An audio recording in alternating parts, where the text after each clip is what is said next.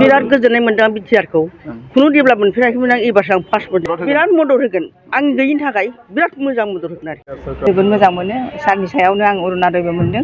सारनिसिम रोजा रोजा साबायखर थाबाय 5,000 मोननानै आं जोबोद गोजोननाय मोनबाय आरो सरकारखौ सिगांनिफ्रायनो मोजां मोनखायो अरुणादयबो मोनदों आरो दा 5,000 चेकबो मोनबाय मैगं दखान होयो आं टाउन एरियायावनो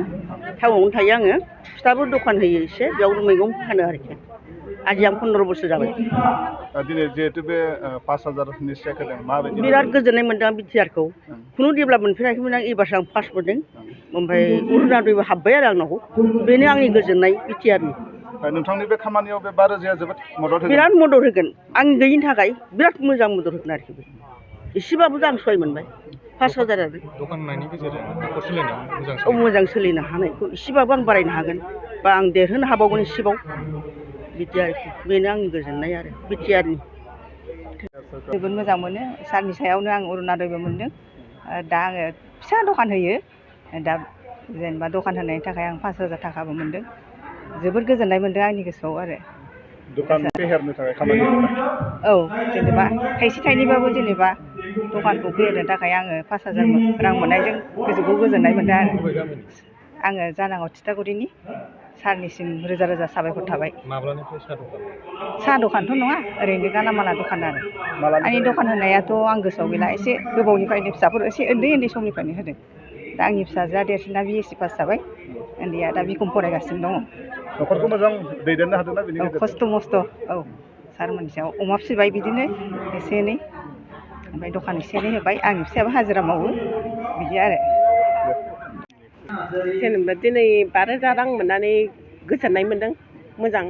आङो साहा दखान होयो फिथा दखानबो होयो ओमफ्राय बेलासियाव बिदिनो बरा एरिबो सावो ओमफ्राय बर' बाथारमारि LP स्कुल बिदियाव ओमफ्राय गथ' सानै दं UN एकाडेमियाव फरायो सानैबो बिसोरनि थाखाय फरायनाया बिराद गोब्राब ओंखायनो 5,000 मोननानै आं जोबोद गोजोननाय मोनबाय आरो मालानिफ्राय होबोदों दखान 6-7 बोसोर जाबाय मोजां सोलिनो हायो दिनै एसे दा बेफोरजोंनो सोलिगासिनो दं आरो गोजोननाय बिटिआर बिराद गोजोननाय दं सरकारखौ सिगांनिफ्रायनो मोजां मोनखायो आरो आंनि पुलिसा दखान होयोमोन चेक मोननाया पुलिसनि नामावसो ओमफ्राय आं 5,000 फैसा मोननायखौ गोजोननाय थाबाय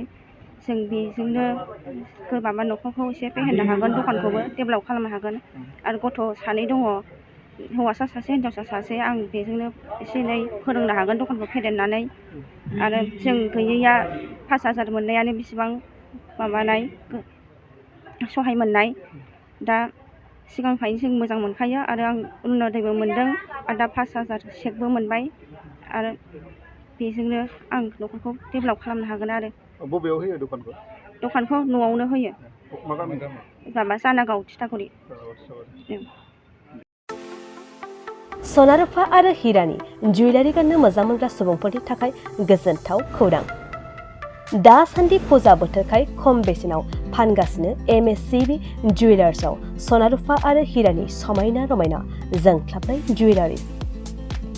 MSCB जुवेलार्सआव मोननो हागोन राजकोट जुवेलारि कास्टिं जुवेलारि कलकाता जुवेलारि मेसिनजों बानायनाय जुवेलारि आरो आखाइजों बानायनाय जुवेलारि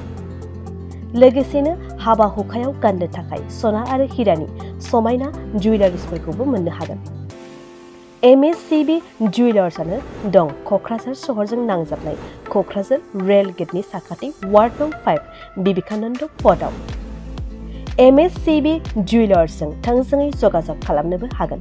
9954273079 जानबुं अनजिमायाव